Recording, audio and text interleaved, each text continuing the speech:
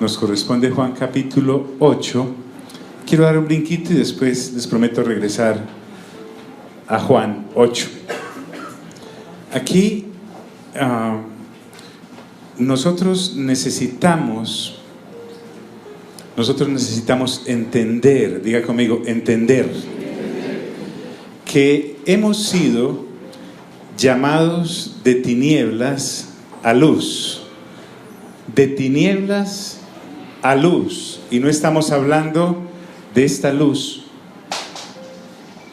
temporal, no estamos hablando de una oscuridad que usted llega a un cuarto oscuro y está allí y sencillamente prendió la luz y ya, se fue. No.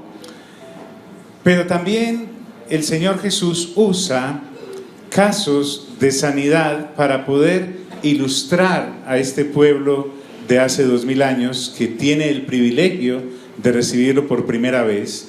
Diga conmigo, primera vez. Resulta que estas personas, al igual que todo aquel que no tiene conocimiento de Dios y del Señor Jesús, están en tinieblas, porque el apóstol Pablo y el apóstol Pedro, prácticamente todos los escritores del Nuevo Testamento, nos muestran cómo el mundo estaba sumido en tinieblas. ¿Desde cuándo está en tinieblas? Está sumido en tinieblas desde que el primer hombre y la primera mujer desobedecieron a Dios. Recuerden ese evento en el jardín. Allí Dios les ha colocado en un lugar donde todo está a su favor, a favor del ser humano. No hay naturaleza de pecado, no hay ejemplo para seguir la maldad. Solo tienen a Dios para seguirlo, no más, única y exclusivamente. Dios les da un mandamiento, el primer mandamiento es ese, y es positivo y negativo a la vez, porque les dice: de todos los árboles del huerto, ¿qué? De todos los árboles del huerto, ¿qué? Pueden comer, pero del árbol, ese que ven allá, de ese árbol, que se llama el árbol de la ciencia, del bien y del mal, no pueden comer, porque el día que de él comieran, ciertamente, ¿qué? Morirán. Entonces, aquí tenemos al hombre y a la mujer con todo a su favor. Sin embargo, viene Satanás, la serpiente antigua, y les convence de que coman del fruto, porque si comen de ese fruto, no solamente tendrán sabiduría, sino que serán iguales ¿a quién?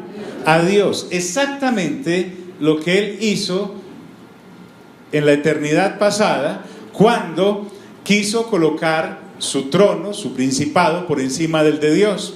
Y entonces es desalojado, como dice Isaías 14 y Ezequiel 28. Sin embargo, cuando Dios llega a hablar, como lo hacía todas las tardes, en el aire de la tarde, a hablar con el hombre y con la mujer, resulta que los halla y estaban ¿qué? Escondidos, estaban escondidos. Y él les pregunta: ¿pero por qué se esconden? Se da el diálogo más o menos así. Y él les dice: es que nos dio pena porque estamos desnudos. El Señor les dice: ¿y ustedes cómo saben que están desnudos? Si desnudos siempre hemos estado hablando. ¿Y por qué tienen vergüenza ahora? Y les dice: ya, comieron del árbol. Y entonces el hombre inmediatamente tiene una conducta que a propósito tampoco había visto en ninguna otra persona, porque apenas eran ellos ¿qué? Ellos dos. Y él llega y dice: ¿quién? La mujer que ¿qué? Mire pues, la mujer que me diste. O sea, en otras palabras está diciendo: usted me hizo ese favor de esa mujer estando yo profundamente dormido. Sacó un hueso de mis costillas y la formó de ahí, así que la mujer que me diste es la que tiene la culpa de todo. ¿Yo qué? Yo no, yo sí comí, pero fue porque ella me convenció. Usted sabe, Dios, el poder de convicción que las mujeres tienen. ¿Cuántas hermanas dicen amén? Okay. Entonces, estando ahí, la mujer se queda mirando como al marido, como a ¿cierto? Pero dice: Señor, y le dice: la serpiente me convenció, ¿o no? No puede devolverle la bola al marido, y ella, pues efectivamente la serpiente La serpiente, diga, la serpiente me habló. ¿A cuántos les hablan las serpientes? No me diga que no, yo tengo muchas serpientes que me hablan y me llaman y me buscan y no respetan fines de semana ni nada. Sí, bien, muy bien. Entonces, la serpiente se queda callada porque ya sabe que es culpable de toda culpabilidad, no solamente de esa caída que ha ayudado, sino también de aquella de donde ella cayó. Pero siempre me ha quedado una pregunta. ¿Qué tal si el hombre hubiera dicho, sí señor, yo comí y tengo toda la culpa? Y es más, le voy a pedir un favor, se lo voy a implorar. Me perdona. ¿Qué cree que hubiera ocurrido? Le estoy haciendo la pregunta. ¿Qué? ¿Qué? No estaríamos así. No estaríamos así. Pregunto, ¿Dios lo hubiera perdonado? Yo creo que sí. Pues yo supongo por deducción, después de darle cesera a esos 66 libros, de adelante para atrás, de atrás para adelante, de la mitad para allá, de la mitad para acá, que yo creo que sí. El más sorprendido a eso hubiese sido ¿quién? Dios. Pero resulta que ese árbol del que comieron no daba esa sabiduría que es la capacidad de reconocer y de humillarse y de pedir perdón. Ese árbol se llama el árbol ¿de qué?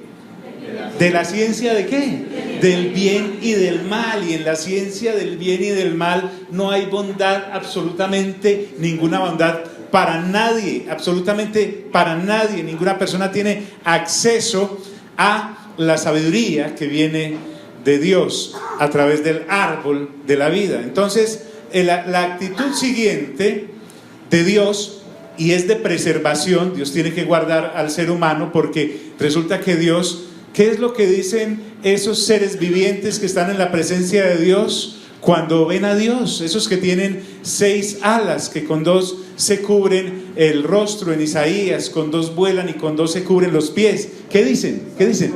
Santo, santo, santo es el Señor. O sea, la santidad de Dios no solamente es pura, sino que elimina todo lo que no sea santo. Lo que no sea santo no puede tener contacto con Dios. Juan, en el capítulo 4 de Apocalipsis, usted encuentra que también esos seres vivientes que hay ahí, que son precisamente los mismos de allá de Isaías capítulo 6 y los que aparecen por allá en Ezequiel capítulo 1 y tal vez el 10, también le están diciendo, ¿qué le están diciendo? Disculpen, ¿están aquí, amigos? ¿Le están diciendo amén? No, le están diciendo santo, santo, santo, 3 veces santo, ad infinitum. Y además los 24 ancianos se postran, toman sus coronas, las lanzan y prorrumpen en alabanza y adoración. Ya hablamos la vez pasada de que el culto, el servicio de Dios está diseñado por Dios, porque en la primera parte, en donde usted y yo cantamos a Dios, le estamos cantando acerca de su santidad, acerca de sus proezas, acerca de todo lo que Él es, todo lo que Él hace, lo exaltamos y nos prorrumpimos en gritos de júbilo y de adoración. Cuando yo no entiendo lo que está ocurriendo en un servicio, puedo partir el servicio y decir, hombre, me gusta tal parte, pero tal otra no, me gusta esta, y empiece a escoger como si estuviera en la tienda de los sentimientos escogiendo una tarjetica a mi gusto para hacer las cosas como a mí me provoca, pero resulta que no. Entonces, en este asunto que estamos hablando, Dios, para proteger, ¿a qué es que venimos? ¿A qué es que venimos? ¿A renovar qué? ¿Por qué estamos hablando de esto? Porque el Señor Jesús vino a darnos vida, y darnos vida en abundancia, porque nosotros no tuvimos acceso a la vida y a la vida en abundancia porque nos la negó aquella pareja al desobedecer a Dios. Y si ellos hubiesen, ¿te imaginas? Sí, es que es cierto, no estaríamos en estas. No falta el pesimista que diga, pero alguien más hubiera caído. Pero estamos hablando de que, y si sí, no se hubieran escrito sino 6 capítulos de la Biblia. Los primeros 3 capítulos de Génesis y los últimos de Apocalipsis. Y sería todo tan sencillo para nosotros. Y entonces, ¿por qué estoy hablando de esto? Porque usted y yo tenemos que desconectarnos de las tinieblas. Diga conmigo, desconectarnos. Y solo hay una forma de desconectarnos. Resulta que entonces, como Dios tenía que proteger a esta pareja, aunque evidentemente pero no pidieron perdón, Dios no los pudo perdonar aunque quería, les dio algunas muestras de quererlos perdonar cuando tal vez sacrifica a esos animales y les pone pieles, un sacrificio para cubrir su desnudez, digámoslo así. Entonces los tiene que expulsar del jardín del Edén. Los tiene que expulsar del jardín del Edén, porque es que inclusive el hombre no nació en el jardín del Edén. Si usted lee detenidamente el 1, 2 y 3 de Génesis, Dios hace al hombre y los mete al jardín. Él quiere esa comunión, esa vivencia con ellos. No es que Dios necesite compañía, pero le gusta estar acompañado. Entonces los expulsa y pone o coloca unos ángeles con espadas que protegen la entrada a ese lugar, para que la radiación de la santidad de Dios no los mate. Entonces los expulsa y efectivamente Dios, que le había dicho, el día que de él comieras, ciertamente ¿qué? Morirás, ciertamente morirás. Entonces aquí tenemos algo para mirar. Cuando los expulsa, les da esta sentencia, les dice, bueno, morirán. La primera muerte que sufre es la muerte espiritual, esa que tenía el contacto con la santidad de Dios. Fíjate que se paseaban con él, hablaban con él, cara a cara lo veían, todos los días, en cualquier día de la semana, en cualquier mes, constantemente. Pierden eso, son expulsados de la presencia de Dios. Otra cosa que pierden es la vida física, porque a partir de ese momento, ese hombre diseñado, esa mujer diseñada para la vida eterna, resulta que usted empieza a mirar que Adán muere a tal edad, luego por allá hay un señor que vive mucho que es Matusalén, también muere a determinada edad, y ahí se van hasta Génesis capítulo 6, en donde ya la gente ya no puede vivir 900 años, 600 años. Muchos me dicen, pastor, ¿y esos años eran largos o corticos? Los mismos años, hermano. Para Dios no hay nada no hay nada imposible. Si eran más cortos o más largos, no. Pero ya en Génesis capítulo 6, Dios dice, no, esta gente sí está sumida en la completa maldad. Lea detenidamente. Así había multiplicado tanta la maldad de los hombres que Dios dice, no, tengo que destruir esta gente, tengo que destruir esta humanidad. Solo voy a dejar unos 8, voy a dejar a Noé, a su mujer, sus 3 hijos y sus nueras. ¿Para qué? Para después volver a repoblar la tierra, porque se había llegado al tope. Usted me dirá, es que lo que más suena es lo de Sodoma y Gomorra, pero es que a nosotros nos olvida lo del diluvio. Lo del diluvio fue que acabó y arrasó con todo, y lo arrasó con agua, ¿vale? Entonces, pero esa gente en Génesis capítulo 6 queda viviendo ¿cuántos años? ¿Cuántos? 120 máximo. No es una ley, pero sí es un principio que se cumple. Y efectivamente en el Salmo 90 vuelve Dios y rebaja otra vez la cosa, porque dice que ya el ser humano en el aspecto físico vivirá, los más fortalecidos unos 80 años y los otros unos 70. Ya que yo conozco una señora de 120, porfiada la señora que ha llegado hasta por allá, para que vea que no es una ley sino que es un principio. Pero el hombre muere. Otra de las cosas a las que muere es las relaciones de hombre y de mujer de manera correcta.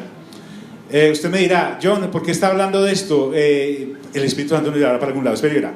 Entonces, el hombre y la mujer, Dios cuando ve al hombre lo ve solo, no solo en compañía, porque él tenía la compañía del Padre, del Hijo y del Espíritu Santo, pero resulta que todos los animales que habían hecho, todos tenían su pareja, y Dios dice, le voy a hacer una pareja de su misma hueso, de su misma carne, y le haré una ayuda ¿qué? Idónea. Lo que pasa es que nosotros hacemos mucho énfasis en lo de ayuda, como si fuera un bastón. La mujer no es un bastón. Díganla de lado, la mujer no es un bastón.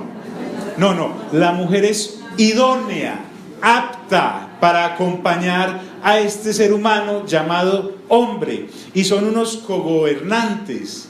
Van a estar en ese jardín, le van a poner nombre a todo, van a cultivar lo que quieran, van a gobernar a sus anchas dentro de la sabiduría que Dios les ha entregado. Pero resulta que ahora, cuando salen del jardín, el hombre empieza a mirar a la mujer como a alguien que puede esclavizar, mandar. ¿Por qué? Porque es que ese árbol del que comieron, ¿el árbol de qué? De la ciencia del qué, del bien y del mal, no da relaciones sanas.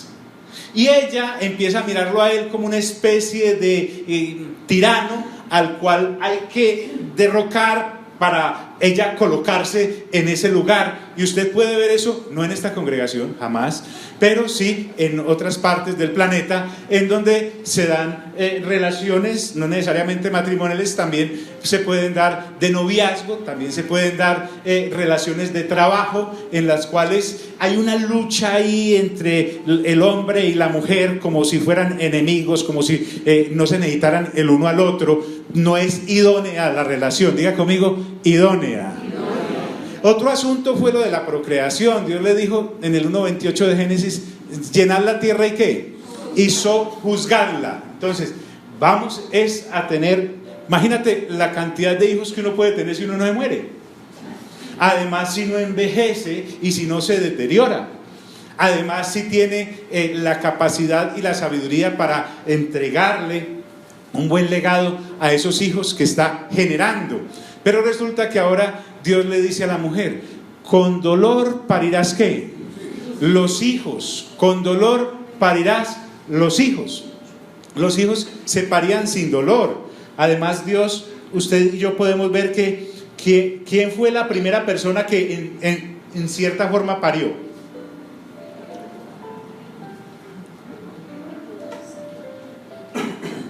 ¿Aló? No. ¿Quién tenía antes? ¿Quién tuvo a la mujer, pues? El hombre, nosotros. Fíjate, el hombre, de él salió. Pero de en adelante, ella los tiene, pero tiene que ser con dolor. Con dolor, y es esa cosa, todos los que hemos tenido la oportunidad de procrear, sabemos el lío que es ese de la salida para la clínica. El asunto de ya me empezaron las contracciones, y arranca uno, llega allá y hay toda una preparación, hay médicos, hay enfermeras, hay que aplicarle una droguita porque eso le va a doler mucho, tienen que definir. Realmente no es algo como muy agradable, como que la mujer diga: vení, vamos que voy a parir. No. ¿Por qué? Porque se cumplió eso.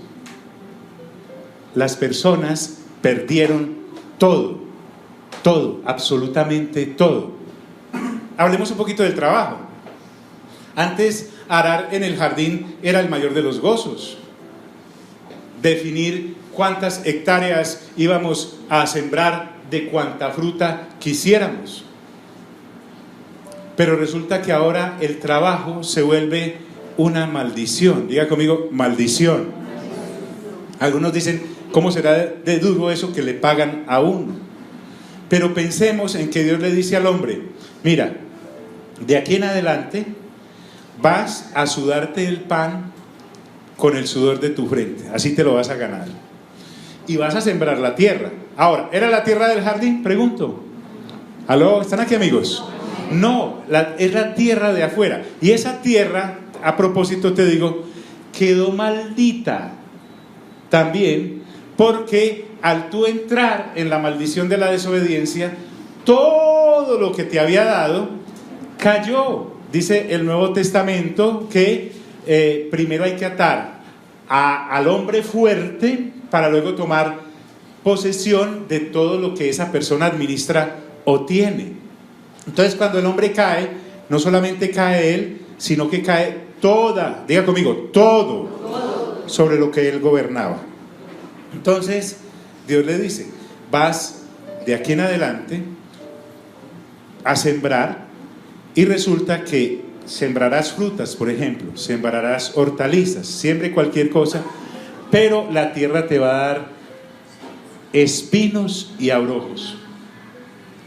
Y usted puede ir a un cultivo, cualquiera que sea, y se dará cuenta que la cantidad de químicos que le colocan a cada producto, yo no sé nosotros cómo no nos morimos. Ahora estamos en eso de que la cultura del orgánico y todas esas cosas, pero por algún lado está el insecticida ese. Entonces, ¿por qué? Porque precisamente los mismos animales cayeron en desgracia.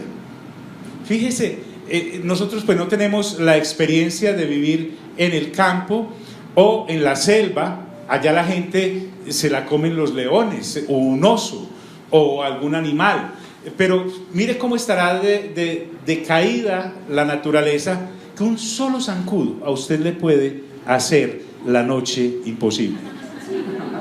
¿O no? Uno solo, y uno sin ¿qué? Sin ray. Mire que uno de los primeros artículos de la canasta familiar, ay, gracias, es el ray. Usted pasa y lo primero que lleva ray, mi amor, lleva ray, sí. 3 tarros, entonces venden ray para moscas, ray para cucarachas enrasadas con mosca, todo hay para zancudos, cuánta cosa. Eso no era así, mira el de lado, dígale, eso no era así. Entonces todo cae en tinieblas, es terrible. ¿Por qué? Porque nosotros necesitamos realmente mirar cuál es el patrimonio que el Padre nos ha entregado en Cristo Jesús, y es sacarnos de ahí. Las mismas relaciones laborales, estamos hablando de personas que, sí, claro, yo puedo pagar bien, yo puedo ganar bien, pero en últimas todo está caído. Siempre hay algo en el contrato que nos está tumbando, o estamos tumbando a alguien, ¿o no? Pregunto, ¿o no? No. Bueno, miren, nomás un contrato de estos de telecomunicación, donde usted le dan la línea telefónica, le ponen por ahí una letrica súper pequeñita, en donde realmente usted es el culpable de todo. Usted es el culpable de si llamó mucho, usted es el culpable de si llamó poquito, usted es el culpable de si se lo clonaron, si no se lo clonaron, en fin, cuánta cosa. Entonces, pienso que nosotros hemos venido a Cristo Jesús y gozamos de la plenitud de Cristo Jesús, porque ya hemos nacido ¿de qué? Pero nos puede ocurrir lo que al primer hombre, a la primera mujer, les pasó en medio de tanta abundancia. Y es que por no valorar la situación, y a ellos se les pasa, pues realmente yo me pongo a ver a mi papá y a mi mamá, Adán y Eva, porque realmente si llegamos hasta allá, de allá venimos. Pablo dice en Hechos capítulo 17, cuando se dirige a los de Atenas, les dice que de un solo hombre hizo el linaje de toda la humanidad. Ellos pues por lo menos no tenían toda esta experiencia que nosotros sí tenemos, y caen y no piden perdón y son expulsados y mueren y se desgracia todo. Pero nosotros, que tenemos el privilegio de ser testigos hace 2000 años por la fe a través de las Sagradas Escrituras, de que nuestro buen Señor Jesús vino por primera vez, que es Dios, precisamente a darnos, en el Evangelio de Juan, en el capítulo 1, comienza diciendo, en el principio era ¿quién? El Verbo, y le está dando esa posición al Señor Jesús, y el Verbo estaba con Dios, o sea que estaba al lado del Padre, y dice, y el Verbo era Dios, por la preexistencia de nuestro Señor Jesús. Y entonces también dice en ese mismo capítulo que la luz en medio de las tinieblas ¿qué? Resplandece, y se estaba refiriendo a esa luz que la humanidad perdió en el jardín del Edén, y a esa luz que el Señor Jesús viene a colocar nuevamente a disposición de la humanidad. Entonces, usted y yo podemos tener acceso a esa luz. Le estoy hablando a todos aquellos que sabemos que nos estamos desatrasando, porque el Evangelio de Juan para nosotros es un repaso. En estas personas de hace 2000 años estaban pendientes, fueron testigos de cuál de las venidas del Señor, la primera o la segunda. La primera. Ahora nosotros, los creyentes, después de hace 2000 años acá, estamos pendientes de la primera venida o de la segunda. De la segunda, pero para eso tenemos que tener muy clara la primera. ¿A qué fue que vino en la primera? En la primera, el Señor viene a reorganizar todas las cosas. El Señor viene a darnos vida y vida en abundancia. El Señor viene a decirnos que nazcamos de nuevo. Y solo podemos nacer de nuevo por la obra del Espíritu Santo, porque Él es el que nos permite nacer de nuevo.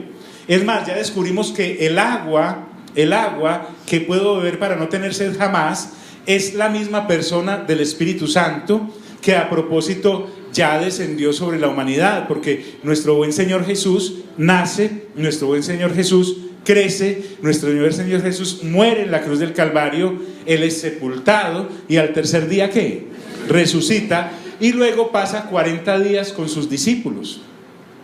Estando 40 días con los discípulos, les habló acerca de cómo llegar a la luna, ¿cierto? Les habló acerca de cómo llegar a Marte, que ya casi llegamos. Algunos no estamos esperando no que haya transporte para irnos para allá a ver si las cosas cambian. Pero resulta que donde llegue un ser humano caído, ¿llegó qué? Todo caído. De la misma forma en como hemos administrado la Tierra caídos, así administraremos Marte cuando lleguemos. O ahí mandan destruyendo pues la luna, sacándole cuantos minerales sean allá. Ya empezó la minería ya a destruir todo eso. Entonces, ¿por qué? Porque el problema no son las cosas, es la naturaleza misma del ser humano caído. Entonces, Él habló con los discípulos 40 días ¿acerca de qué? ¿Acerca de qué? Del reino de Dios. Hechos capítulo 1. Después de resucitado, estuvo 40 días con ellos, hablándoles acerca del reino. A propósito, diga conmigo, resucitado.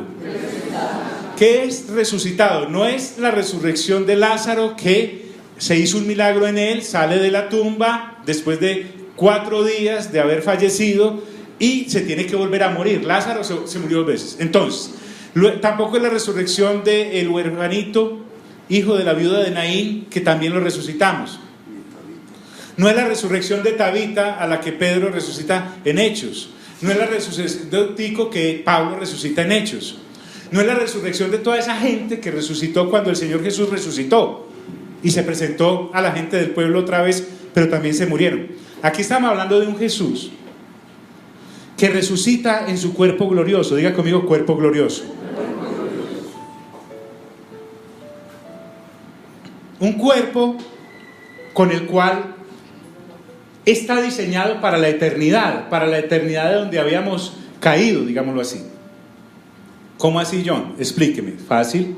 El Señor Jesús resucita y una de las cosas que hace es que se va caminando con una gente de Jerusalén hasta Emaús. 11 kilómetros y medio había de distancia.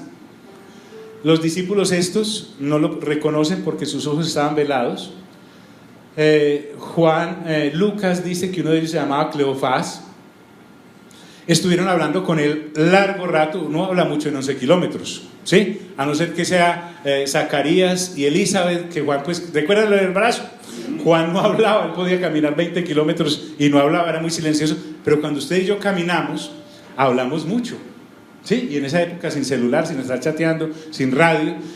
Pero resulta que no lo reconocieron porque sus ojos estaban como sellados para verlo. O sea que el Señor Jesús se puede presentar en muchas formas. Ese cuerpo sirve para eso.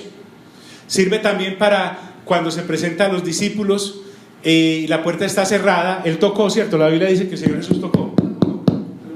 ¿Qué pasó? Entró. O sea, no tiene problemas de cruzar paredes o puertas.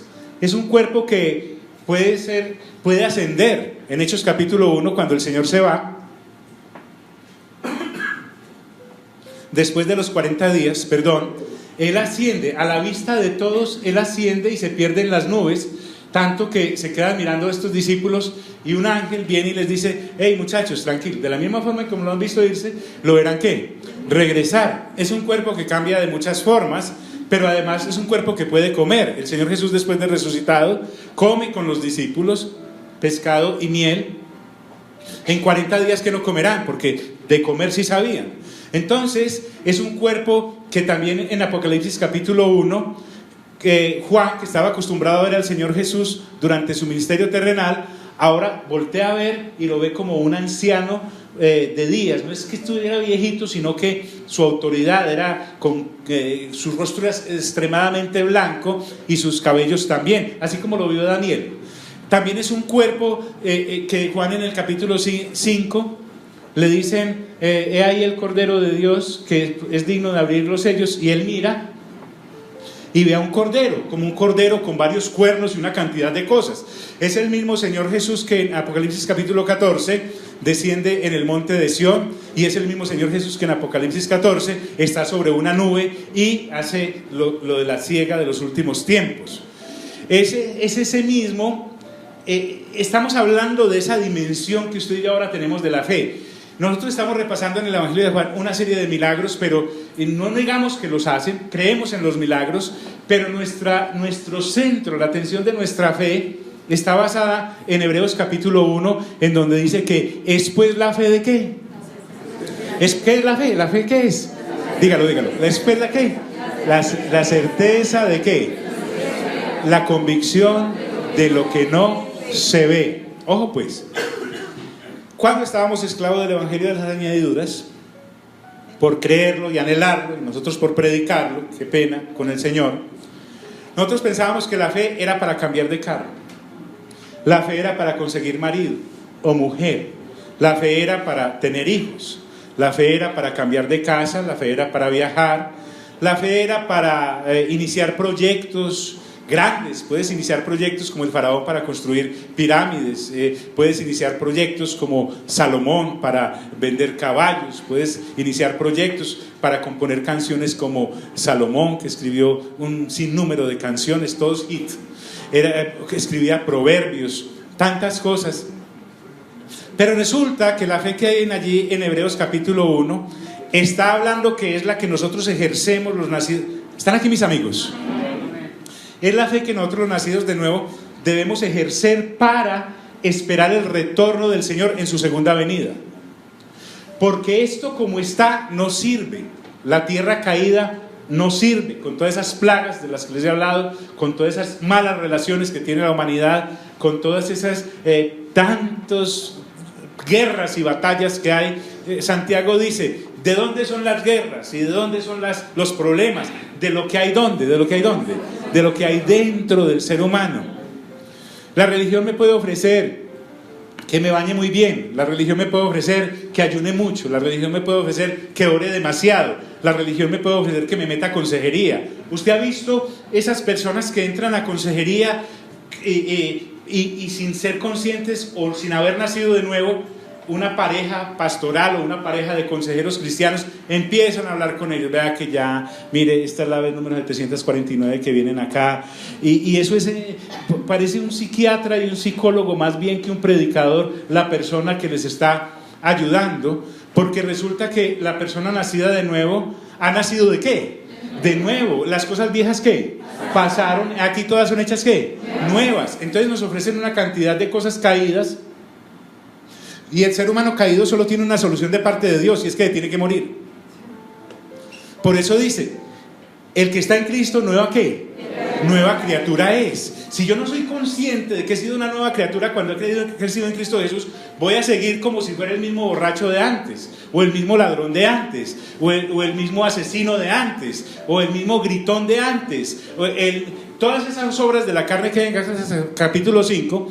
Y si caigo en esa secuencia de cristianismo académico, de no nacidos de nuevo o de mentes no renovadas, voy a entrar en una iglesia y entonces voy a pasar 10 años en restauración de parejas, otros 10 años en cómo salir de mis adicciones, que el que no es el trago es la nicotina, el que no es la nicotina es la cocaína, el que no es la cocaína es todas esas cosas inas, y después paso otros 10 años en cómo criar a los hijos, porque yo tengo que aprender a cómo criar los hijos. Pobrecitos los hijos, hay que llevarlos bien a que salgan en carrera de astronautas, de los que van para Marte. Entonces, y después salgo de ahí y digo, ¿qué más estudio? Cómo echar fuera demonios, y me mantengo en esa cantidad de cosas académicas que no me llevan a ninguna parte. Lo que Dios necesita es relacionarse conmigo a través de ese nuevo nacimiento y por la mente renovada según las sagradas Escrituras. Entonces, Este énfasis que estoy haciendo es porque yo no sé si todos tenemos claro a lo que Dios nos ha llamado en este tiempo tan glorioso de la revelación que nos ha entregado como congregación local. Sí, yo sé que hay muchas otras congregaciones enormes, más grandes, infinitas, con muchos departamentos, tienen hasta departamento de costura y pintura y latonería, tienen de todo eso, pero resulta que el Señor Jesús no vino a eso. El Señor Jesús vino a sacarme de tinieblas, ¿a qué? A su luz admirable. Él vino a sacarme de la paternidad que tenía de Satanás, porque en el capítulo 8 vamos a ver que el Señor Jesús le dice a los judíos, les dice, ustedes son hijos de su padre el diablo, porque las obras del diablo quieren hacer. Me están buscando para matarme. ¿Quién mata? El diablo. Están diciendo mentiras para poderme matar porque ningún pecado me pueden comprobar. ¿Quién miente? El diablo. Entonces ustedes son hijos de su padre el diablo. Yo soy hijo de mi Padre celestial y las cosas de mi Padre celestial hablo, y vengo a que la gente nazca de nuevo para que también ellos sean hijos e hijas y hablen como mi Padre y yo con el Espíritu Santo hablamos, y así vamos a hablar para la eternidad. No solamente viene a cambiarnos el lenguaje, vienes a cambiarnos la manera de pensar. ¿Por qué la manera de pensar? Porque la manera de pensar que teníamos no sirve absolutamente para nada. Mire al del lado y dígale, para nada. Entonces yo tengo que estar enteramente preparado para que cuando Dios me dé la oportunidad de hablar con una personita, yo le pueda transmitir, así sea en unos cortos minutos como el Señor tuvo para transmitirle al ladrón de la cruz y decirle, hoy estarás conmigo en el paraíso.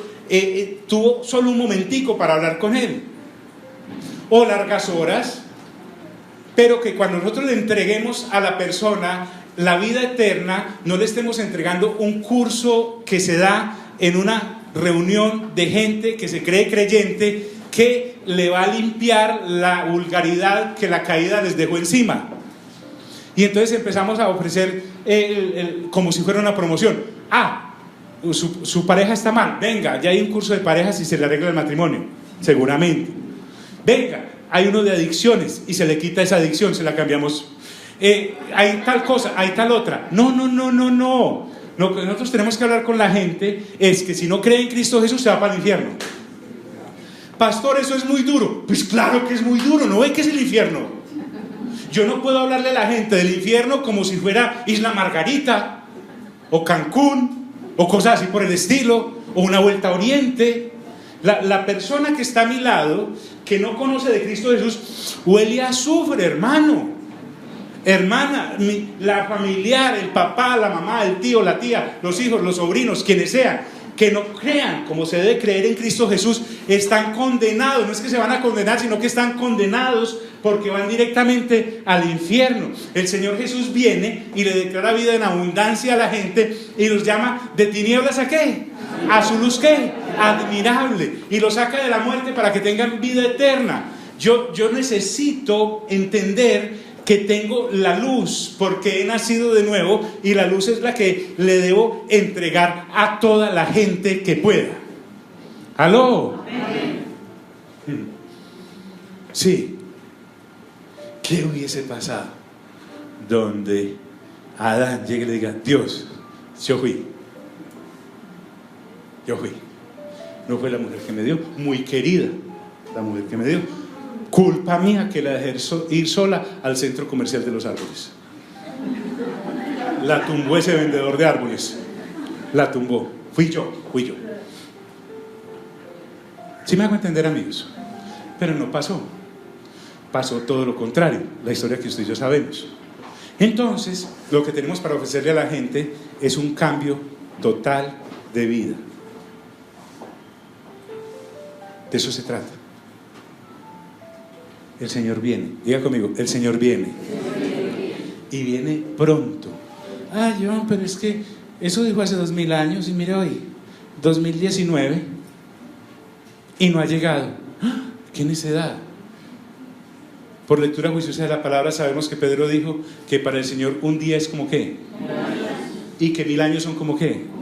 O sea, el concepto nuestro de cronos, de la temporalidad, pasó al eterno de Dios. Nosotros ya nos movemos es dentro de los parámetros eternos de Dios, pero para eso hay que renovar el entendimiento.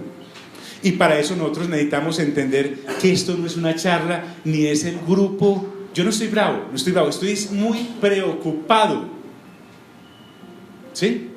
Este no es el grupo de entretenimiento espiritual, el champú espiritual de los viernes y el de los martes. No lo es. Tiene que ser un constante vivir, un diario vivir como hijos y como hijas de Dios. ¿Por qué? Porque ahora que soy nacido de nuevo, ese nuevo nacimiento me ha dado la posibilidad de decirle a todas esas cosas en las que cayó el hombre, no, yo ya no como de eso. Y no es porque vea en todo pecado, sino que miro para el otro lado y veo la vida del Espíritu, y yo miro el amor, el gozo, la paz, la paciencia, la benignidad, la bondad, la fe, la mansedumbre y la templanza, que es el fruto del Espíritu Santo disponible para todo creyente. Y eso es un manjar, ese es el árbol de la vida.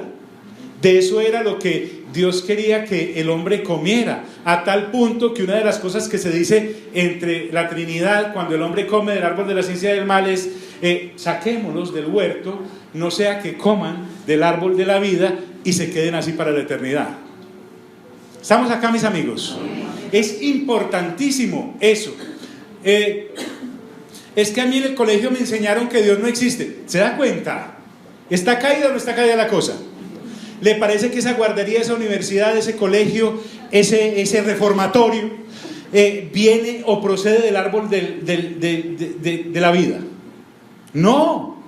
Se levanta la misma educación, se levanta el mismo ser humano caído a decir: Dios no existe, las cosas no son como Él las dice. Es más, necesitan para poder ejercer sus propias tinieblas, tapar la luz negando la existencia de Dios, negando la existencia de su palabra, diciendo que es un libro cualquiera, inventado por cualquiera y dado por cualquiera para manipular a la humanidad.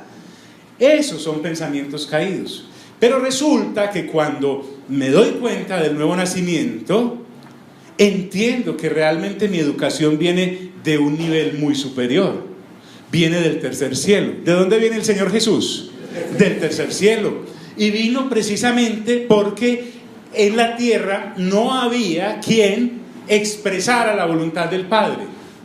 Él había enviado muchos profetas, Él había enviado muchos apóstoles, Él había enviado muchos maestros, pero como Él les cuenta en sus parábolas, en los evangelios, usted va a entender, cuando Él habla con los fariseos y los escribas, les dice: hubo un hombre que alquiló un terreno y entonces mandó por los réditos, por el pago del alquiler, y cuando llegaron los que venían a cobrar, los mataron, a otros los aporrearon, a otros les hicieron tal cosa, y por último dijo: voy a enviar a mi hijo, sabiendo que es mi hijo, le van a pagar y lo van a reconocer. Pero cuando viene el hijo, dice: ese es el hijo, matémoslo y nos quedamos con la heredad.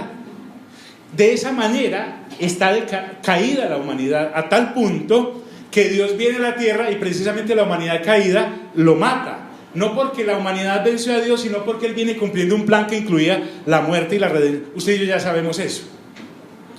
Entonces, el asunto no es que yo tenga mi vida dividida en cuadritos como si fuera una torta. La torta del gimnasio, la torta de la universidad, la torta de las amistades, la torta de las reuniones sociales, la torta del matrimonio, la torta con los hijos. No.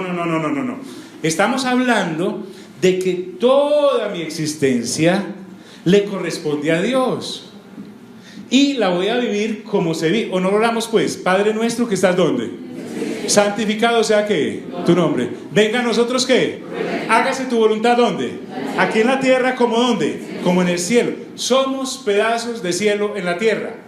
Ay, pero es que eso es muy difícil. Sí, si usted solo comió del árbol de la ciencia y de la ciencia del bien y del mal. Pero cuando uno llega a Cristo Jesús, come del árbol de la vida. Y el que come del árbol de la vida cambia completamente de dieta y se le empieza a notar de adentro para afuera, no de afuera para adentro. porque precisamente les decía que esta religión a la que el Señor llega se caracterizaba por limpiar las cosas de afuera. Usted entraba a una casa de un representante de esta religión y las ollas las lavaban por ahí 10 veces, las rompían de lavarlas. Las manos se las lavaban peor que alguien obsesivo. No podían ni siquiera recoger unas espigas los sábados para comer porque era pecado. No podían sanar a alguien en sábado porque era pecado. Una cantidad de cosas, y el Señor Jesús viene y les dice: no. ¿Cómo me preguntan que por qué mis discípulos no se lavan las manos antes de comer? O que por qué comen en un día sábado. Y les dice: hombre, es que no es lo que entra en el cuerpo lo que contamina al hombre. Porque qué tremendo el Señor para explicar biología. Dice: porque lo que entra por la boca sale a la letrina. Se pasó por alto todo el tracto digestivo pues y lo lanzó a la letrina, y eso sale del hombre. Pero lo que sale dentro del hombre es lo que contamina ¿qué? Al hombre. ¿Y qué sale dentro del hombre caído? Las obras de la carne. Y el Señor Jesús las enumera ampliamente. Entonces nos da una nueva naturaleza. Diga conmigo: nueva naturaleza. La nueva naturaleza es importante porque si yo no soy consciente de ella, seguiría actuando en la vieja naturaleza. Cuando una persona todavía me dice, a esta altura de la revelación que Dios nos ha entregado, que él o ella no puede con la ira, yo tengo muchas preguntas internas que no se las digo por mero respeto. La primera que tengo es: ¿habrá nacido de nuevo? La segunda es: ¿habrá renovado la mente después de haber nacido de nuevo? La tercera es: veo un abismo muy profundo que difícilmente podrá ser llenado, a no ser que entre en intimidad con Dios. Mira al de lado, dígale: ay. Esto es muy importante, porque de acuerdo con lo que la persona hable contigo, ¿sí? Tú que ya tienes la mente estructurada por la palabra de Dios, entrenada por la palabra de Dios, sabrás si con quien estás hablando es una persona que no ha nacido de nuevo, o una persona carnal que nació de nuevo pero no ha renovado el entendimiento. ¿Y cuál es entonces el propósito de esto que estamos hablando? Saber con quiénes nos relacionamos. ¿Para qué? Para ayudar a las personas a avanzar en el conocimiento de Dios. Porque no hay nada más triste que lo que se narra en uno de los evangelios. Dice que un señor hizo un banquete tremendo y envió a la gente la invitación, y la gente llegó, entró a la boda, y cuando estaba dentro de la boda, el que ofreció la boda empieza a saludar a la gente como saluda a toda la gente en las bodas, y de pronto vio uno que no estaba vestido de ¿qué? Que no estaba vestido de boda, y lo saca. Y uno dice: ¿pero por qué hizo eso? ¿Qué señor? Es que uno no puede ir vestido como le da la gana, ¿ok? Resulta que en esa época no solamente a mí me invitaban a la boda, sino que me mandaban el vestido con el que debía ir a la boda. Por lo tanto, esa persona, el vestido lo desperdició, lo quemó, se lo robó, no le gustó alguna cosa, por eso lo sacó. De la misma forma dice que es el reino de los cielos. Dice que hay una gran boda, una tremenda boda, y solo puede entrar a esa boda celestial el que esté vestido de haber nacido ¿de qué? De haber nacido de nuevo. Porque el que ha nacido de nuevo, las cosas viejas ¿qué? Pasaron, aquí todas son hechas ¿qué? Nuevas. Entonces, se nos fue el tiempo. Bueno, ya no puedo empezar. Rayos. Bueno, yo sé que su trabajo es muy importante, hermano, créame, yo lo sé, es que yo he trabajado, yo no nací vago. Yo llegué a esto por cosas de Dios, pero de sol a sol, créame, hermano, créame. La empresa que usted tenga en la Nueva Jerusalén, no hay campo para eso, no hay campo para eso. Yo sé que la especialización que usted está haciendo es muy importante. En la Nueva Jerusalén, en los muros no hay clavos para pegar eso, en las paredes. Aquí está el doctor tal, es una especialización. No. Yo sé que aprender idiomas es muy importante, pero hermano, para hablar uno basura en 9 idiomas. ¿Sí me hago entender? O sea, si yo aprendo francés, inglés, portugués, alemán, todo, pampiamento, mandarín, pero ¿qué va a salir de mi boca? ¿Lo que hay dónde? Pues es mejor hablar un solo idioma y unas lenguas, pero del reino del cielo, no. ¿Están aquí mis amigos? No, que viajar es muy... Pero ¿quién no le gusta viajar? Claro que todo el mundo le gusta viajar.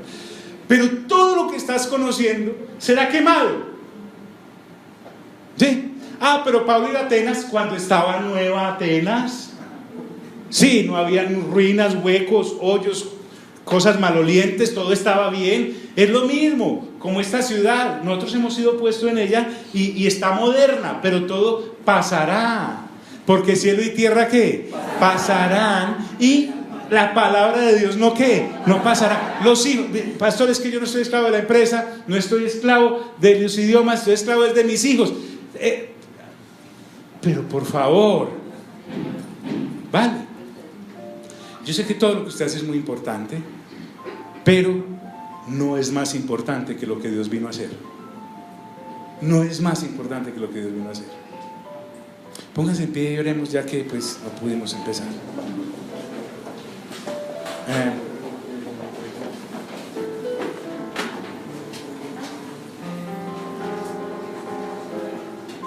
Por algo Dios me puso a decir todo esto esta noche.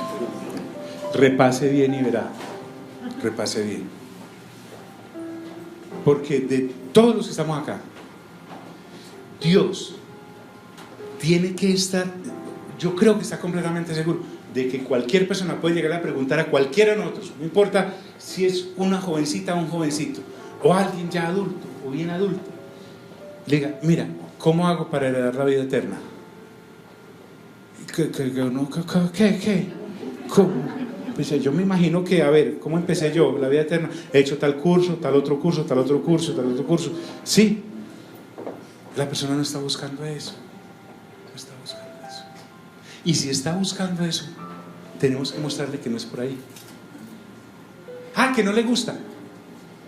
Muchos son los llamados y pocos sé. El mismo Señor Jesús lo dijo. Pero termino con esto. En estos días me encontré con un excelente consiervo, un gran amigo. Hace 5 años Dios me dio la oportunidad de decirle a estos 7 u 8 líderes muy prestantes acá en la ciudad a nivel evangélico esto que les hemos estado hablando durante 5 años, ¿sí? Entonces nos encontramos estaba comprando un papel higiénico. Yo, en la casa no comemos mucho, pero seguimos haciendo lo otro. Entonces estábamos hablando ahí y empezamos a hablar de esto, como hablar del reino se vuelve tan normal para uno, ¿sí? Y de pronto él me mira como si yo le estuviera hablando mandarín, ¿sí? Y dije, no, hermano, venga. Si hace 5 años estaba empezando la cosa, ahora después de 5 años estoy más seguro que está ahí. Pero quiero decirte algo, mi amado amigo, mis manos están limpias de la sangre tuya. Él se asustó cuando iba a decir a la gente, ya como que ¿qué pasó aquí? ¿Cierto? ¿Cómo así? Sí. Te veo profundamente atrasado, te lo digo con temor. Pero ahora inclusive está más claro, porque no te metes a YouTube y empiezas por el Evangelio de Juan, que está súper bien claro. O sea, empiece por el Evangelio de Juan. ¿Será que la gente que está a tu alrededor, tú le puedes decir lo mismo? Mis manos están limpias de tu sangre, de la condenación eterna. O sea, si quieres creer, gloria a Dios. Si no quieres creer, que no sea por una mala información que yo te haya dado, sino porque conscientemente de la información que yo te estoy dando del tercer cielo que vino el Señor Jesús a entregármela, tú digas, no, es que yo me quiero condenar. Ya eso es problema suyo. La gente que hay a nuestro alrededor, nuestros amigos, nuestros familiares, nuestros hermanos, nuestras hermanas, mi papá, mi mamá, los tíos, las tías, mis hijos, yo puedo decirle, mira, créeme, no es cantaleta, no te estoy echando cantaleta. Mis manos están limpias de tu sangre. Estoy dedicado y dedicada a los que se quieren oír. Eso es muy importante, tremendamente importante. Diga conmigo: Señor Jesús, gracias por tu palabra. Te damos toda la honra, te damos toda la gloria. Gracias por haber venido hace 2000 años para entregarnos la eternidad. Pero quiero que sepas, Señor, que mi fe está puesta en tu retorno, porque sé que el mundo venidero es de lo que estamos hablando, y en ese mundo hemos de vivir para siempre, y en ese mundo tú serás el Rey. Amén, amén y amén. Dios nos bendiga a todos.